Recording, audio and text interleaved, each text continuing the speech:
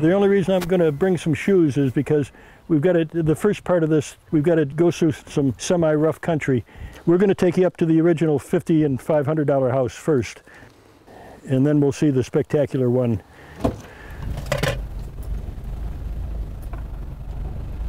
So this is all your land up in here? Yeah, it's a quarter of a mile by a quarter of a mile. So you came out here looking for a place to build? Yeah, to buy, yep. You want to build your own place? Yep. And did you know you were going to go underground? No, I didn't at first.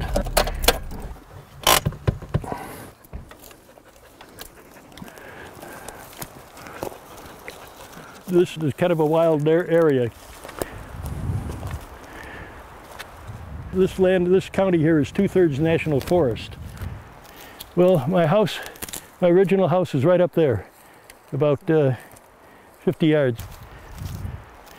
Now this little one that your daughter's by, that house cost $15 to build. When I was in grammar school, I was drawing plans for homesteads. The reason I went underground was I was freezing in this little shack, and it wasn't worth insulating. I tried to figure what could I build that would be quick, easy, cheap, and warm above all. I guess that's a mushroom. I thought maybe it was a bear scat. Oh. Bear scat is black like that. And we've had our share of bears up here.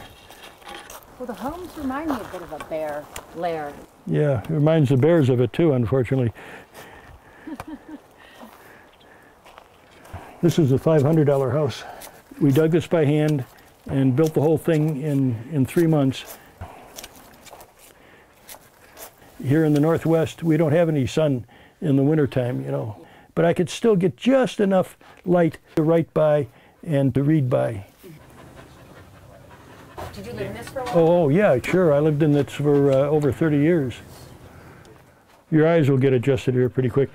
But you still get a lot of light. Oh yeah, that's the uphill patio. And now remember, the sun is going to go down pretty soon, so we're not getting as much light as we could in here. This cost only $500, but how much time? I mean, a lot of digging, or? Yeah, oh, we dug everything by hand. Mm-hmm. Now, the lumber that we used in the original house was all from thrown away lumber from the mills. That's how I could build a place for $50, you know. This over here is kind of an invention of mine. I call this the barbecue windows. The barbecue windows, you can stand inside in hot weather and you're cool because you're in here. You can stand in here in cold weather and stay warm because you're in here, and you can cook outside and the smoke goes up. That's the fire area right here. You make a fire, an actual fire to cook on? Yeah, sure. You know, I had a grate over it. And but you don't worry about burning down your house? No, no. Underground houses do not burn very well. So that's a nice thing. And this has always been my bed area here. And I call these the fire windows because I used to have campfires out there at night. You see that polyethylene? That's where the last bear who got in came in through. One night I heard a bear out there. I guess I went to open that window and something was stopping it from opening. The bear had been out there that close. Only this section in here was in the original $50 house. Okay. I turned it into my palatial $500 house. So can you tell me a little bit more about why you went underground? Well, because I was freezing above ground. And the reason I write about it and proselytize on it is because there are great advantages of going underground. It's warm in the winter, it's cool in the summer, you use half the building materials, you can build it up by yourself with hand tools, there's less taxes, because the guy comes around to assess your house and you say, what, for this hole in the ground? You know? It's aesthetically pleasing, it can be built by anyone, you can camouflage it so it can't be found, it's defensible. It takes up none of the Earth's growing surface. There's just any number of advantages to going underground. Why haven't we done it then? Why haven't we done it more on a mass scale? That is a wonderful question, and that's where I come in. They haven't done it because they haven't figured out how to get windows into the places in abundance. And we've figured that out. I've always seen basement windows all my life. I was originally going to put a basement window on the uphill side. And then I thought, well, if I'm going to put a basement window in there, why not bring it down also? You know, start stacking windows down on it. And then I thought, if I'm going to stack windows like that on the uphill side, why not go out a little also and plant a garden out there? So that's how the uphill patio came about. I mean, for example, all of these windows here on the uphill side are windows that the normal builders and architects have never conceived of. They build the first thought house. In a hillside like this, they build a house like this with all the windows on the south side. And they have very few, if any, windows at all on the rest of the house, around the rest of the house. So it has no balance of light. And you need a balance of light in a house. You need windows from at least two sides in every room that matters. That one that you're shooting now is totally underground. And unfortunately, it's soon to go into the ground because for 35 years now, I've never done anything with it. And any house that you leave go for 35 years goes pretty fast. So I was building this for other people, and then I started writing heavy again, so I let it go. But it was an ambitious little house. In a pinch, it would have slipped 17 people in here.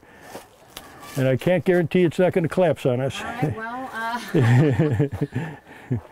The first plans, I had this idea of going underground on a hillside and having a big bunch of south windows on it. That is what I call the first thought house, and it's a disaster. It's what everybody builds when they build underground houses these days, and they shouldn't be. One of the advances that I made is when I build an underground house on a hill like this, I cut out the upper part, make what I call an uphill patio, and that gives us lots of light from the upper side. And of course, if you plant that, it's beautiful, it's wonderful. But what I want to show you is a shelter house that we don't have completed, but if times get really rough, I'm sure I'll have plenty of volunteers up here to complete it. so this you call shelter house? Yeah, it's to shelter us nuclear attack, forest fire, earth changes, riots, what have you. Since it's underground, if we don't have a stove in here, but we've got a lot of people in here, the body temperature will keep this livable. So you build about level with the ground, don't you? Yeah, it is. This roof was at the level of the ground. Is the idea that this is something that can be replicable anywhere in the country? Sure, and if you build it yourself, it can be very inexpensive.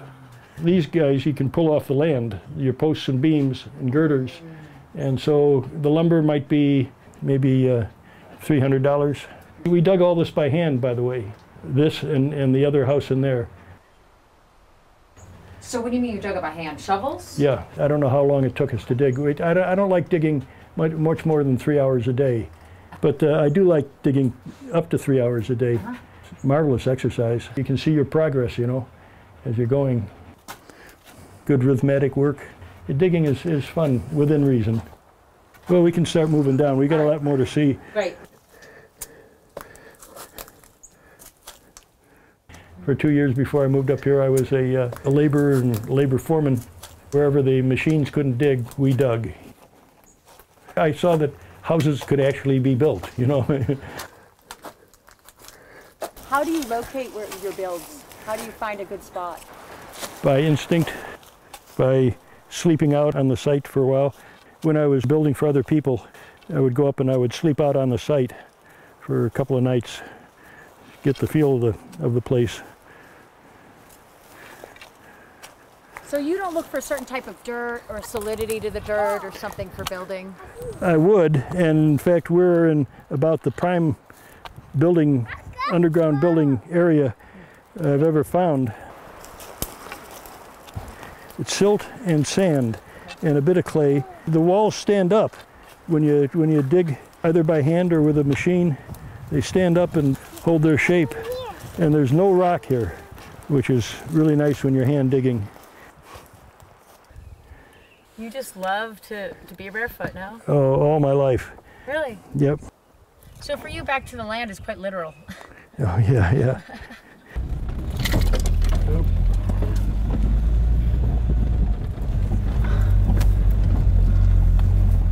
Would you consider yourself part of the Back to Land movement? Oh, absolutely.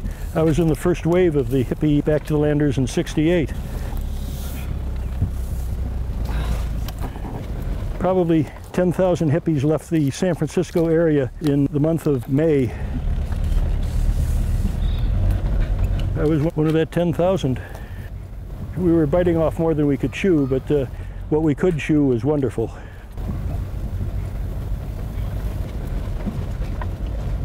Wow. This looks like a traditional house from the outside. Does from this side. Yeah. It won't from the other sides.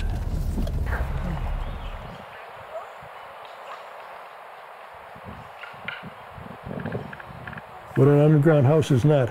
An underground house has no more in common with a basement than a penthouse apartment has in common with a hot, dark, dusty attic.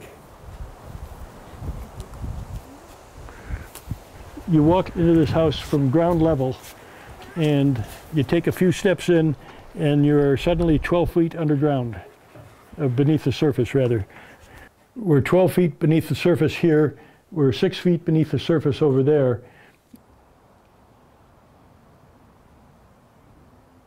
We would be somewhere between 12 and 6 feet beneath the surface on the south side and on the north side, but we've excavated for windows and for air and light and so forth.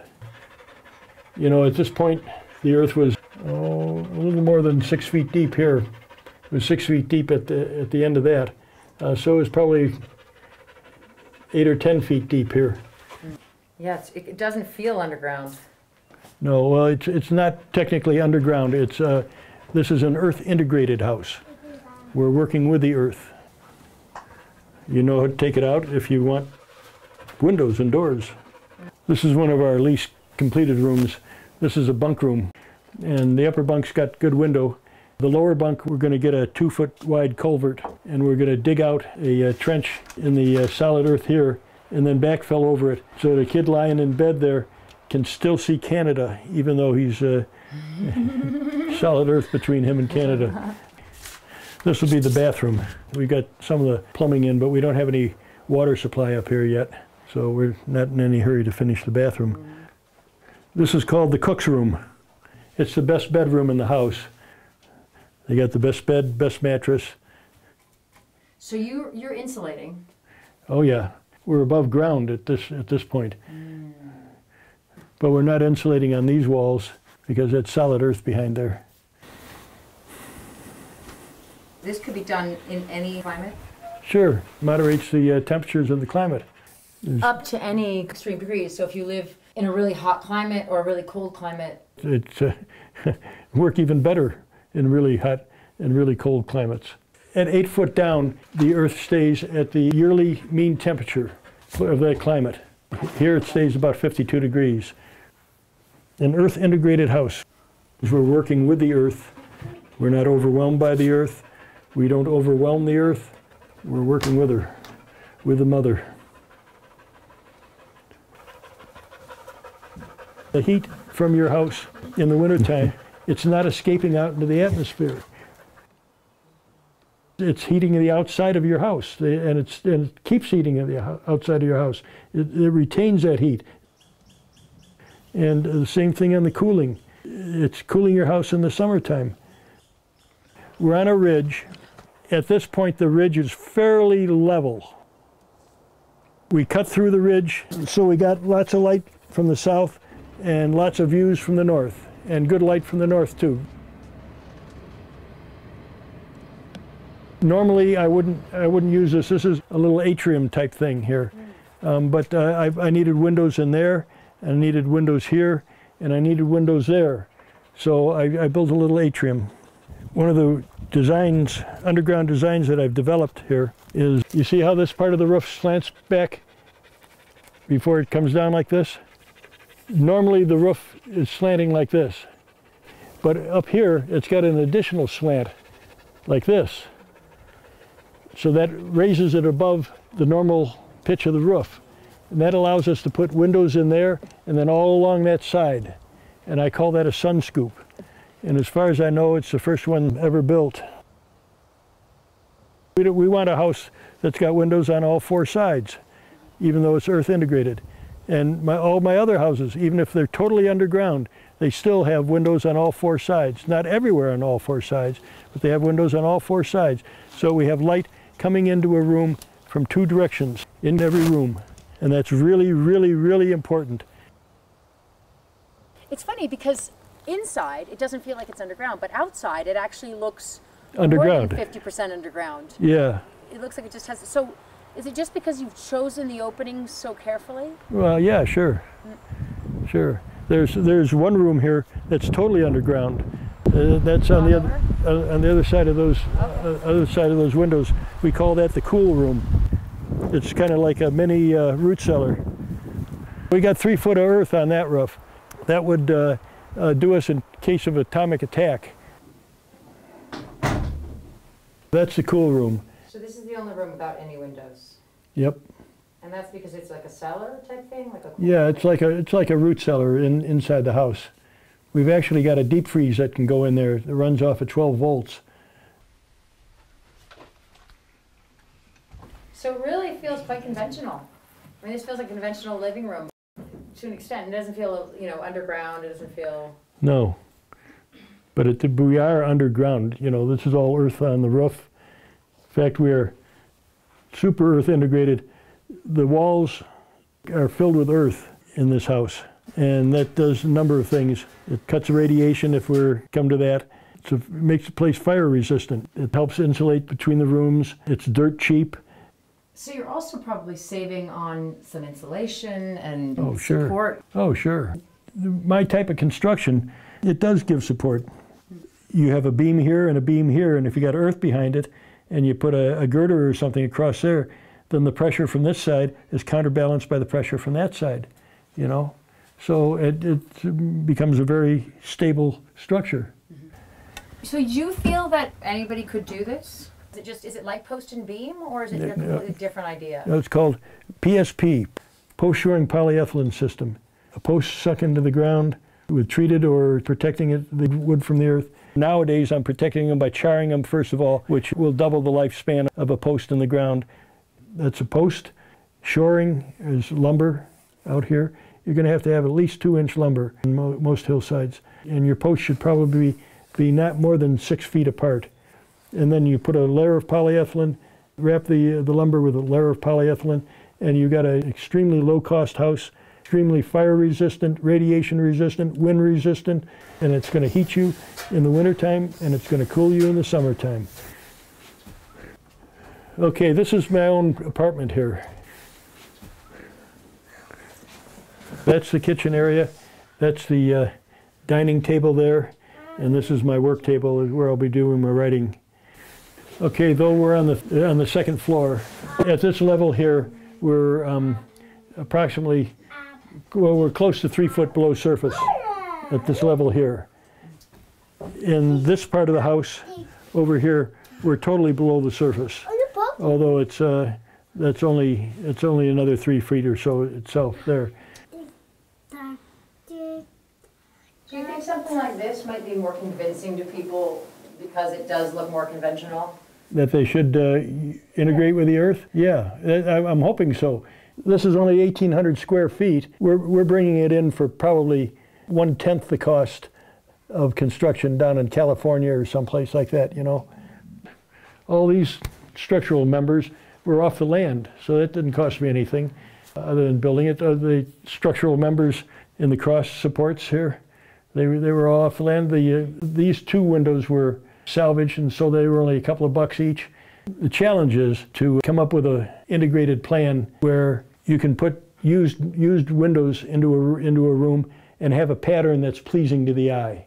I buy a lot of used windows, and then I number each window and I measure each window, and I'll cut out little scale window models, and I'll sit down and I'll play with these things for a couple of nights, and I come up with, you know, I like that. I like that. Those guys over there in particular is my favorite.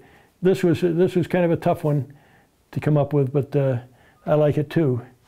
The only window that I had to pay any real money for was that little guy up there, that angle guy. I probably got these 2 big windows here for probably the 2 of them for $10.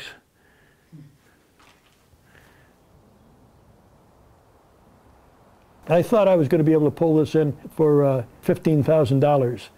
As it turns out, it's going to be probably $40,000 because I can't do the labor myself anymore. You based your ideas at all on traditional designs? I know there's a lot of traditional cultures that have gone underground. Native Americans, for example. Yeah, Native Americans went underground from the Dakotas. They had great big underground places with dome roofs and one hole to eliminate the smoke and lead and light, down to the Southwest, where they went 3 foot underground and then arched natural vegetation over it.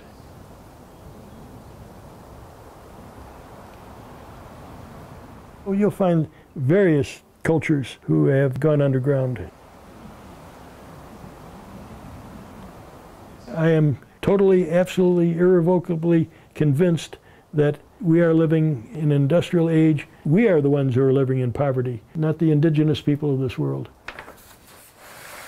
This was a $50 and up underground house book, and it's been pretty much supporting me since '78 when I brought it out. This is the house we were in earlier today. That's the $500 house. Here's the first thought design. You get windows from only one side, generally in a house like this, which is terrible light.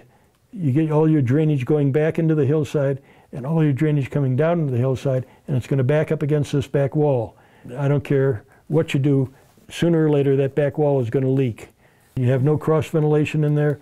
You have no egress out the back. It's a terrible thought house. Instead, we turn it around like this. We put in an uphill patio there, and all the moisture that's coming down the hill absorbs into the ground before it reaches the house. And if it's on a north slope, you get a tremendous amount of light in there. If it's on a south slope, then you're going to put in gables, you're going to put in Royer foyers, you're going to put in Hollywood wings, you're going to put in sun scoops. So there's no reason whatsoever to build an underground house that doesn't have all the windows you could possibly want in there. This is a house we built for a client. Everything that was exposed to the atmosphere was windows or doors.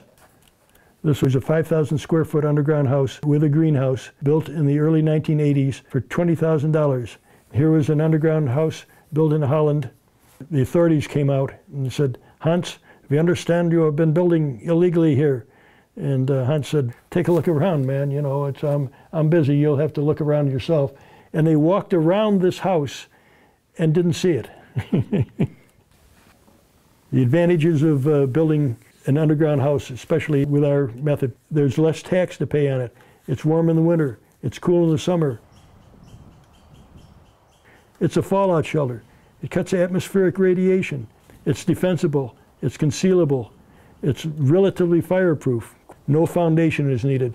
Less other building material. Your pipes should never freeze. They're weatherproof. I can't believe people build houses in tornado and hurricane country. If they went underground, they're pretty darn weatherproof. Less maintenance on the places, can be built by just about anyone. They're pretty soundproof. And because you're not taking up any earth-growing surface, you have increased yard space. Most aesthetically pleasing because you're working with nature so well. And the reason people haven't gone underground because they haven't figured out yet how to get windows in the place. And that's what we've done here in Idaho. We figured that out for them.